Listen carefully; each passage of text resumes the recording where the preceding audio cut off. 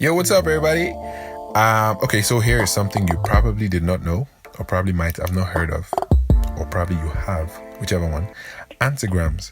So these are, anagrams. Anagrams are basically words that you can rearrange to form other words, yeah? But then antigrams are anagrams that mean the opposite of the original word. Like you rearrange them to mean the opposite of the original word. And some of them will actually fascinate you. So like an example is how you can rearrange silent to be spelled listen. You get silent can be spelled as listen. So I'm going to be giving you a couple that I found off the internet, because when I discovered it, I checked it out and I saw on indiatoday.in a couple. So we have funeral can be rearranged to spell real fun. True lady can be rearranged to spell adultery. She's not a true lady now, is she? So restful can be rearranged to spell fluster. Santa can be rearranged to spell Satan, the devil himself. Some of you are going, what? I know, tranquilo. Earliest can be rearranged to spell arise late. Misfortune can also be it's more fun. There ain't nothing fun about misfortune. Butcher can be rearranged to form cut herbs. Honestly, on the sly. You know what sly means. Violence can also be nice love. I actually like that one. United can be untie. And then antagonists can also be not against. It's crazy. Well, I just discovered antigrams was a thing. And then if you have more, please share with us. Let's learn together. Gotcha. Alright, so welcome to another episode of The Talking Phoenix. It's your boy Phoenix, and you're welcome aboard the Phoenix Express. Choo-choo! So originally, what I had planned for episode 5 was to have my friend come in and co-host with me, and we were supposed to come and kill it. But due to social distancing and all, the season being COVID season, it was difficult for us to come together and record. So here we are with an alternative episode. I hope you enjoy. Alright, so let's get into the topic for today. Today's topic is what I call the battles within. The battles within.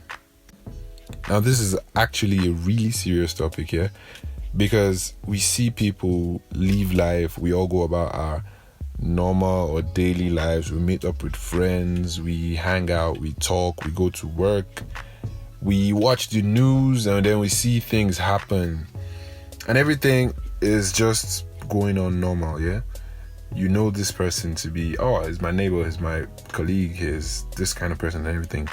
But the truth is, everybody has a battle they're fighting on the inside. Everybody has a struggle they're going through that they don't share with you. They don't share with... Hell, you could have a friend who you hang out with. You hang out with friends and you talk for hours and hours and hours, and then they'll still go back and deal with those battles. So those battles are what we're talking about today. Those things that bother you on the inside that you can't really share. You get with everybody. The battles within. So I'm going to start this off with an experience I had when I was driving Bolt. So on this day, I had a pickup from Asokoro, and then it was a lady who was going to church. She was going to a Catholic church at Area 3. I can't remember the name, like a big Catholic church at Area 3. So she got into the car and we greeted each other and all of that. She was awfully quiet, yeah? And then some minutes after she got into the car, she started making a phone call. And then she was talking to her friend, and then she started crying. I didn't want to eavesdrop or anything, but then it's just you and them in the car, so you would still hear the conversation you get.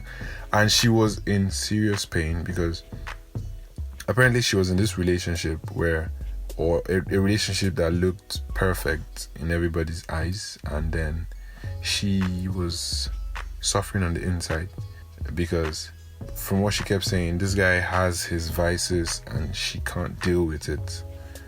And everybody sees them together and they're like, oh, he has money, he has a good job, his parents are this, his family is this, like she hit the jackpot, yeah? But then it doesn't feel that way. Everybody just feels there's no problem, like there shouldn't be a problem because everything looks good. Or even if there is, like, you don't know what you have to get. You don't know what you have just... So she kept talking to this friend and she was crying. Like, I could feel her pain. It was none of my business, but I really just wanted to be like, oh no, and comfort her and tell her everything would be fine and all of that. Because she kept talking and from her voice, you'd feel that she was not happy at all. And then she had to keep being in that relationship or keeping up that facade just because everybody, the parents, everybody assumes like all of this as well. So she was just like going to church. She just needed to take a break to pray and stuff. So she was talking to this friend. I was like, please, can we just talk? Can we just see? And I felt really like it was a very uncomfortable ride. Not uncomfortable, but then like I wanted to do more than just sit there but the point is, everybody has a battle. Wherever she is right now, I hope she's better. I hope she got away or she won that battle. However, I just hope she's better than she was the other day. And actually, when we got to the church, I did say to her that at the end of the day, it's her life. So she should do what's best for her. I was like, it's not in my place or none of my business to say, but I really feel you should do what is best for you. And then she got out and went to pray. So now talking about this battles within, it's not just about relationships, yeah? It can be anything. It's different for different people. For some people, it's the lack of freedom. Say you're just trying to figure your life out and then you're still staying with your parents and then there's no freedom. You can't think properly. You can't do stuff on your own. You can't make... Like, that thing is a problem for a lot of youths in Nigeria, all over the world, I guess. For some, it's like living a life that was forced on you or imposed on you or is expected of you. Like, it's not actually what you want to do. You probably have been indebted, or you're indebted to people in such a way that you begin to live your life for them. Not necessarily about money. Probably they've done stuff for you. This person has helped you in life in so many ways, and then when they want something, you feel like you have to, or you actually have to do it, even if that is not what you want. That is not what you truly want. Then it goes against you as a person, yeah? And then these things make us unhappy, like generally unhappy. Sometimes it has to do with money. Like, you owe so much,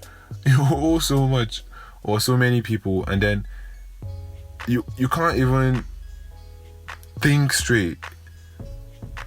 So you just don't want to deal with it anymore. For some people, it's like the precarious state of their life. Probably all their businesses, your business crashed, or your dreams have failed, or there's just poverty, and then it's eating you on the inside, and it's not something you can go out and begin to tell everybody, or it's just everybody has battles. For some, it's this burning potential they have. They know what they are worth. They know what they are capable of, and they know if given the opportunity, they would excel. They'll do amazing things. But then there's no feasible plan of execution. There's no means to actually actualize that thing that they want to do. So it becomes a problem. It begins to eat you up on the inside.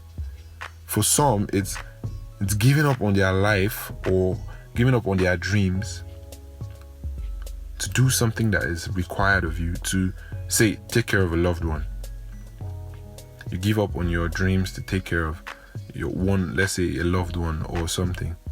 I'm not saying any of this is bad, yeah, but then it takes a toll on people. It's a painful necessity. So many people go through their lives living with these battles they're fighting. Some, it's a sick parent or a sick sibling whose pain they see every day constantly makes it difficult for them to go about their normal life, and then everything just goes south from there. So everybody has something, and then you may be lucky living your life. You may be lucky you don't have any issues that's weighing you down. Your life is fairly normal or perfectly normal, and then you go about thinking everybody is built or has their life laid out in that same way. But then it will surprise you to know what people go through on a daily basis. For some, it's abuse. For some, it's bullying in school. For some, it's rape. For some, there are so many things that people have gone through that they just can't share with you. Or you can't come and start telling your parents, Mom, I don't want to be a doctor. Dad, I don't want to be a doctor. You're just trying to live your life through me. Like, this is not what I want for myself. I want to be a painter. I want to be an artist. I don't want to be an engineer. I don't want to be a lawyer. I just want to be a podcaster. Like, sometimes it's the smallest of things, but it makes us so unhappy. So these things are the battles within, and it can take a toll on you because you can only take so much. And then it begins to draw you down or weigh you down or pull you down, and eventually if you spiral down and lose, these things can weigh people. It weighs us down in ways that you begin to look for an escape. Or that's why you see sometimes people turn to drugs or substance abuse just because they try to get away from that feeling or that unease, or the fact that they know their life is not just put together in a way that they are comfortable with. It can drive to suicide or suicidal thoughts. This is really serious because it's not something you talk about. So it's something you just think about all the time. It's something you carry along with you every day. Sometimes it feels like you've forgotten it, but then it hits you. And then not everybody is strong enough to deal with or come out of these battles. And that's the scary part. And if this is something that we can't talk about to everybody or we can't really express, what then do we do? Because I would say in all of like the mental chaos or the battles or the conversations or the plans or everything going on in our head, there are some little moments of happiness. There are some little things that make us happy in the day or in a week or something. Well, apart from substance abuse, because that is not helping in any way. But then there are some little things that make you laugh, and for a split second, for 1 minute, you forget that pain or that battle. Yeah, you see those things? Hold on to those things for as long as possible. Like those moments, savor those moments for as long as it can last. Because it helps you feel good about yourself. And then when you feel good about yourself, there's this positivity or this will to want to try. It could be anything. It's probably the little conversation you have with your neighbor, your friendly neighbor, just before you go into your house or into your room and face that abusive relationship or face that trauma, or look at that picture that reminds you of something that happened in the past, or enter your room and remember you have nothing to eat or whatever. that little conversation that makes you happy, probably the way the person tells a joke or something. Don't just be in a hurry to leave. Stay a little longer. Have the conversation. It could probably be break time at work where you get to see that beautiful girl you like, or that colleague of yours that has brilliant ideas on a particular topic, or where you get to watch the birds fly and land by the window, and just something that gives you joy. It could probably be when you're in the studio singing, or you're looking at a canvas with a brush in your hand about to paint or to draw, or that feeling you get when you're looking through like the lens of a camera and you're about to hit the shutter button, like that feeling you get when your drumsticks are in the air and you're playing the drums and you're just in your zone. Those little things that make you happy. It's probably the way your little cousin smiles or talks to you. Play with him more. It's probably the smile you get when you come back from your baby sister or something. Look, for everybody, there's always something that brings you joy, even for a second. Look for it, like find it, and then hold on to it, because if you let this battle overwhelm you, you'd spiral out, and then we don't want to lose you. For some people, it's when they're in church singing, or when they're on their knees praying, they find peace. For some, it's probably when they're in a white Corolla at 12 a.m. recording episodes for their podcast. Okay, I got carried away there. But the point is, find what gives you joy. What makes you feel like you have control of your life. What makes you want to live even more. And then hold on to those things. So you know you have something worth living for. And then sometimes these happy moments are not just enough, yeah. You need to have somebody you can talk to. Have one person you can share your problems with. At least one person you can really talk to. Because when you're fighting a battle, you need all the support you can get. All of it. And you're going to make it through. So this is to everybody who's fighting a battle out there. Don't give up. You can do this. You're doing better than you imagine. You're doing better than you know. Yes, some of it might not be in your control, but then while you wait for that perfect window of opportunity, be happy. Find those things that make you happy and be happy. Be happy with yourself. Understand that your situation is not permanent, and that however it pans out, you're going to come out stronger. And most especially, remember that you have people who care about you. You may not know them, but they do care about you. And that if you go, someone will truly miss you. I will. You've got this. You are the war. You are the fight. You are going to win. Stay victorious, all right? You've got this. Don't be a stranger. Join in on the conversation. You listen to the episode and you have thoughts, you have comments, you have questions, whatever. You can always reach out on our social media platforms. Twitter, Facebook, Instagram. It's at DTalkingPhoenix. D, the letter D, TalkingPhoenix. And also you can reach out to me personally.